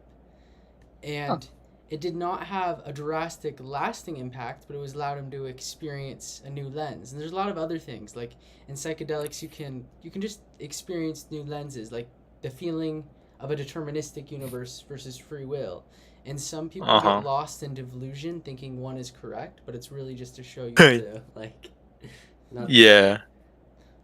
Do you know what would be interesting? Mm-hmm. In situations where it's more efficient for energy, the hive mind breaks back into individuals. You just put on the hive mind lens where we can temporarily connect in kind of a non-dual state, and I can collect information from Rishi's mind, Kyle's mind, Ajay's mind, and then we all just go back to being individuals and doing these tasks. But temporarily you get together to get all the data and then just go back. And then people can even Yeah. try out the perspective. It doesn't have to be permanent. Yeah. I was Uh, actually. Yeah, go ahead. But the thing is, even that brief look into somebody's brain might like just change fundamentally like your like morphology, you know? Because I feel like even a small look into somebody else's brain would change me fundamentally as a person. And I don't think But there's any way to come back from that. But it's anything does do that, right? Like if you go skydiving, that also changes you as a person. But to what extent? That's the question. I don't see like a certain level being an extent which shouldn't be passed. I guess I see it all as like I'm constantly changing, and that there is no like central or stable me that I have to cling to, right? That's fair. I don't know. This conversation is already far past my comfort zone, but I'm just going with it because it's fun. I'm gonna be honest. Love that. Yeah, it's interesting. I think hive minds are a very interesting topic. But back to I- perception. Yeah. Perception. I think we were talking about the perception of time. Is that right? Did we get Yeah. that? We were. And then how did we get onto hive minds? I think I mentioned something, and then like I mentioned something, and then we just started going off on a tangent. I don't even know. So consciousness, when we were talking about the perception of time, it does play a role in the perception of the time because the unconscious can't perceive time, or at least Yeah. be aware. I mean, it can perceive it, but it's not aware of it. So I mean, yeah, I guess in the coma you are unconscious. You don't perceive time. You wake up. yeah, It's but you're totally different. perceiving other things technically, right? Even though you're not aware of it. What do you perceive in a coma that you're not aware of? I don't think you perceive anything in a coma. I mean, they have done studies and found that if you talk to someone in a coma, it does help their brain. But it's not like you're one, not conscious experiencing anything in a coma, and two, I don't think that part of your brain that deals with the perception of time is also experiencing anything. So Max, you might be kind of right where consciousness does play a role in your perception of time, but I don't think it's the only thing that plays a role in your perception of time. Okay, let's say there's two, I'll use phones. There's two phones. We put consciousness into this black phone, and this one's unconscious. And Yeah. we put them through a system where they internally change at very high amount compared to the outside world. And this results in them experiencing elongated perception of time, but this one is not conscious, so it would have no perception of time, but it would still have a perception of change. It has no experience of time, but it has a perception. Oh, yeah. Okay, that's exactly the right wording. So if we go back to the clock example with an airplane and one on the Earth, the airplane is Yeah. much higher from the Earth, and we place awareness into both of the clocks. Let's say they're both in a box to limit the stimulus. So now it's just the perception of time, the awareness. We could just call them people too. Like you just put people people. instead of clocks. People, there's so many other variables to the perception of time, like Okay, neuroscience. I was okay. trying to eliminate that. But if we just have the awareness in these two different places, how do they perceive time differently? Are they perceiving time the same even though their experience is different? Because there's no other variables besides awareness and for the perception of time. I believe if they're isolated, if they're in a box, they would perceive it the same. Oh, so if two people just had consciousness and perception of time and they experienced 100,000 years in 1 minute, it would not be different? See, the reason I'm saying this is because if you imagine both of them are in a box, their frames of reference are the box, right? So every photon of light that's emitted from that box is, or I guess the better way to put it is like every vibration that's happening in this box is slowed down because they're moving. It's slowed down minimally, but it's still slowed down, right? And so their frame of reference is of a slower universe because they're trapped in this box. And so their perception is going to be the same. Do you see what I mean? I do see what you mean. I agree with you, but that's just crazy to think about. If you isolate the variable just awareness and perception of time, it becomes irrelevant. I feel like just having awareness on perception of the time doesn't mean anything without anything that needs the perception of time, right? Because time is kind of dictated based off of like actions or like events. If you say if there's no events, then why does time matter? Yeah, like if there's nothing to oh, Spencer, good good to you. Bye have bye. you. Bye, y'all. I'll be back, but appreciate you guys. Yeah. Have a good rest of your conversation. Bye Good night. bye. Thank you for coming. That's your forward. Yeah. Sorry, I just gotta pee really quick. I've been wanting to pee really like badly. But let me pee really quick. I'll be back. Okay. What were you saying about the perception of time? I feel like without any events, right, there's no real reason to have a perception of time. Because the reason you need to perceive time is to understand like the flow of events. But if there's no events, there's no flow of events. So what is the real reason of perceiving time? Yeah, you're right. You need some form of events. What's the most minimum event you can have to perceive time? The most minimum event, in my opinion, is light reaching your eyes. Because that is an event that needs to happen. So Right? But if the two Uh-huh. clocks with consciousness and perception of time had a little light bulb inside their box, then would there be a difference in their perception of the time? yes, there would be. Because in one event, there's not even photons reaching you, right? So then there would be no such thing as time, because there's no such thing as relative. Like there's no relative events happening. But if you have the light bulb on, there'll be a constant stream of like photons reaching your eyes, which means that there's constant events going on. That's a really good point, AJ. I Mm-hmm. really changed Thank you. the idea. That's why time is a very like finicky thing, right? Because say you quote unquote freeze time, right? Okay. But you're still living through it. Does that really make sense? Like if you freeze time, everything would be black for you, because then photons would also be frozen. So can you like then nothing's existing, even if you're consciously perceiving nothing's existing, you know? Wait, is everything frozen in time? Like everything? Everything Except you. No. except you. Except me, meaning like, is my body able to move? What's the limits of me? If everything except if you is frozen in time, then not even your body's able to move, because you can't interact with anything around you. Oh wait, so my body can't move. Oh yeah, but I have awareness and perception of time, and there's light. Yeah, then it would be irrelevant. Like it would be 1 Yeah. minute or 10,000 years. You need some form of constant. Yeah, Something exactly. change. AJ, But think about it this way: in every instance, that's you. Like every instance, you are like a picture. You think about it like that, it becomes interesting. Time only arises when there's a stream of events. Like in an instant, it doesn't happen, which makes you think like, where does time actually arise? Once again, I think time arises from the flow of events, and you need some events in order for time to flow. Like even like a light bulb going off means that there is some photons moving around, Mm. which means that it's still going to be time flowing, because that's still an event going on, right? Like, Yeah. but if there's nothing going on in that box, and nothing is moving, nothing around it is moving, then there's no such thing as time flowing in that. Yeah, I'd agree there.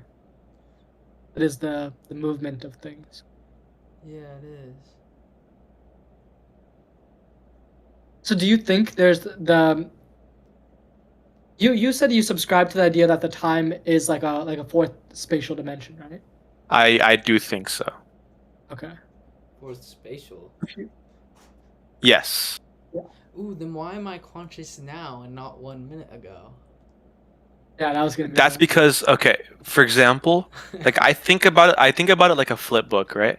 The way that a 2D person a 2D creature would experience time is through the third dimension. Is through, for example, that flip book. You would go through different pages in that flip book, which is through the third dimension. It's the similar thing, like with the fourth dimension. Like, but we can't consciously change the rate of that flip book being turned, right? Well, the question is, why are we on this page and not the page after or the page before? It's all dependent on the rate that it's being moved. So, like, for example, it's first of all what we perceive. Like we perceive But this. that assumes, wait, AJ, that assumes a constancy in time. That assumes that there's some background time constancy. Like, if you assume that you can flip through a book because there's time in the third dimension. I'm flipping through the book. But when you remove, if you say that time is the movement between things, then there's no like frame of reference that you can use to judge time, right? Like, Yes, let's say there is though, because there's the what? speed of light.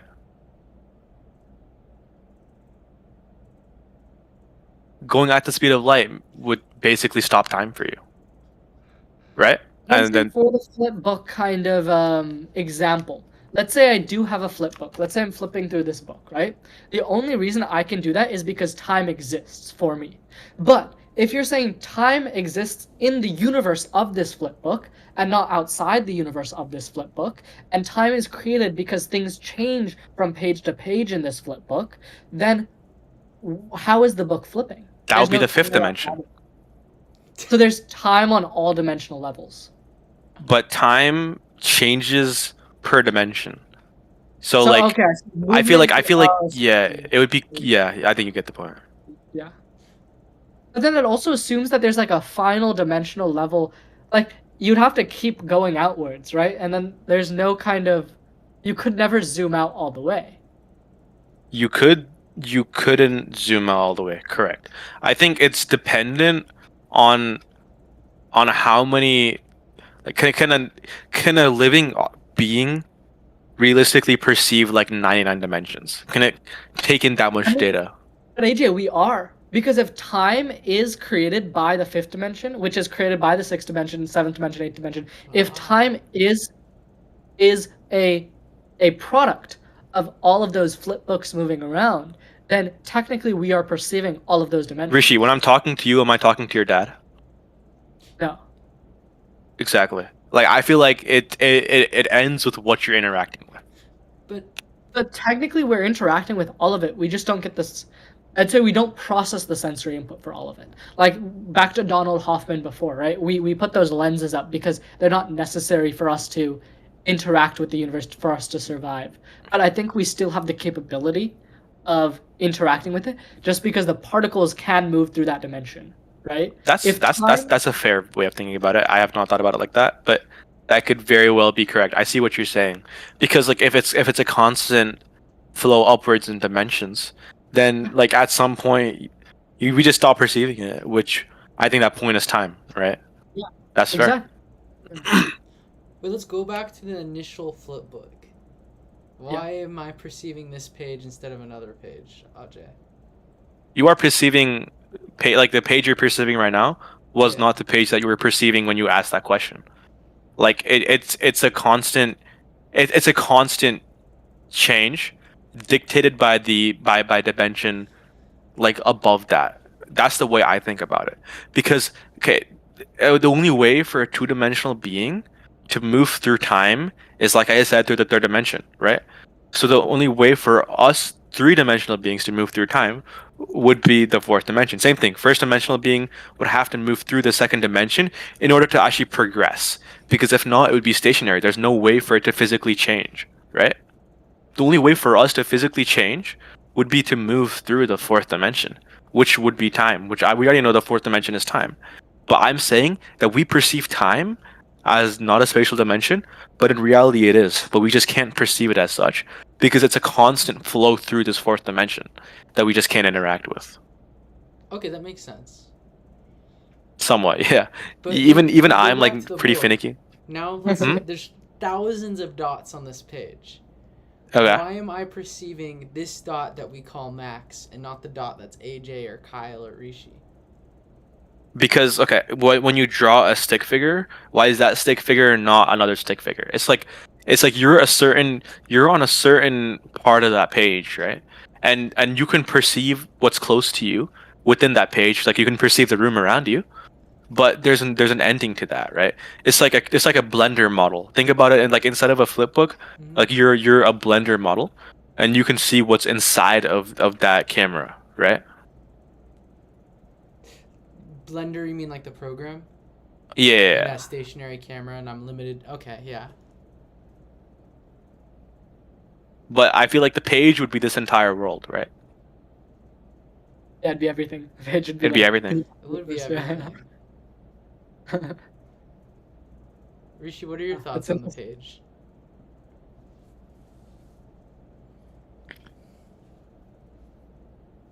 For time to exist, it must have a frame of reference. And I view that frame of reference as motion in other dimensions, like AJ is saying. Like, you have X, you have Y, you have Z, and those you have a particle that can move in all three of those dimensions. And then the change of that particle over time, the rate of time as it would be, as you could call it, is determined by its motion through other dimensions as well. So I think what AJ was trying to say before as well is that you can have the speed of light as a frame of reference because it's stationary. Like it's for the most part, it's you could consider it like stationary, and then everything else is just slower than that, right? So your perception of time is not perception. The rate at which you move through time is determined by the rate at which you move through every other dimension as well. Because it's just another dimension.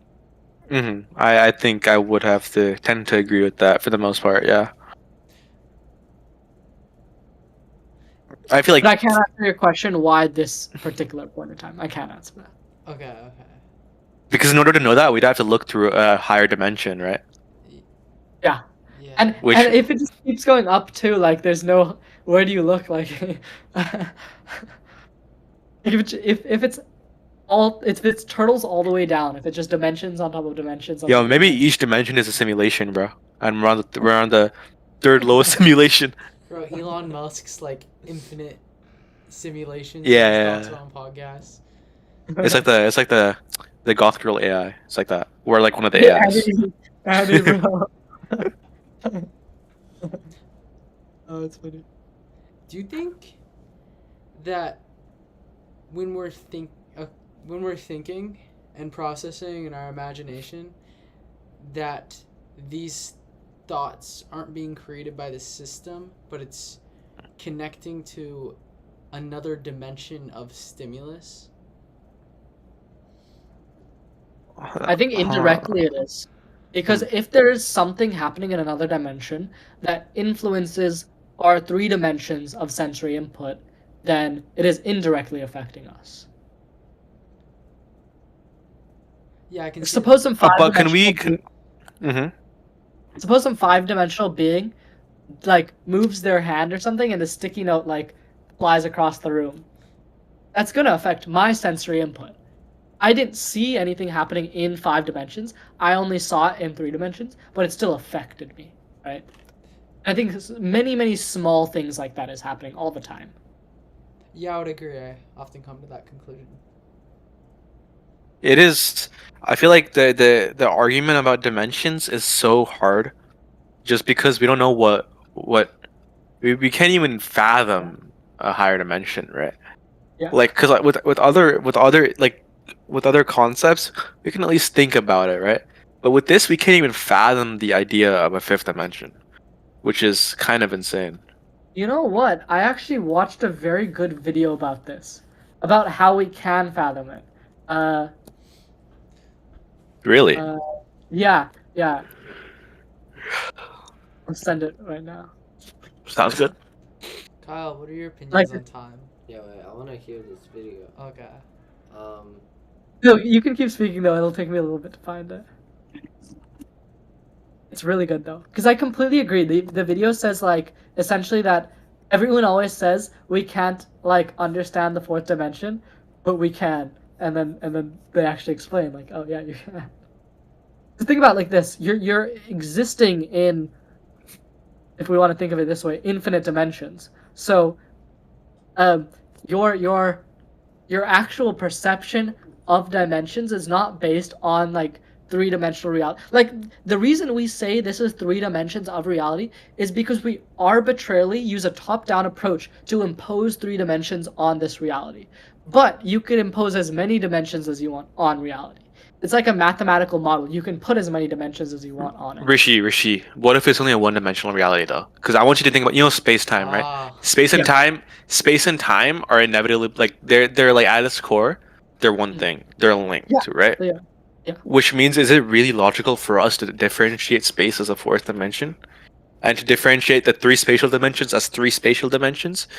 Because I don't like think it is logical for us to do that. I think it's exactly, yeah, exactly. it's just a way to think about things, right? Exactly. And it's a model. but once again, definitions. This way of thinking about things limits our like understanding and willingness to think about these things out of the box, right?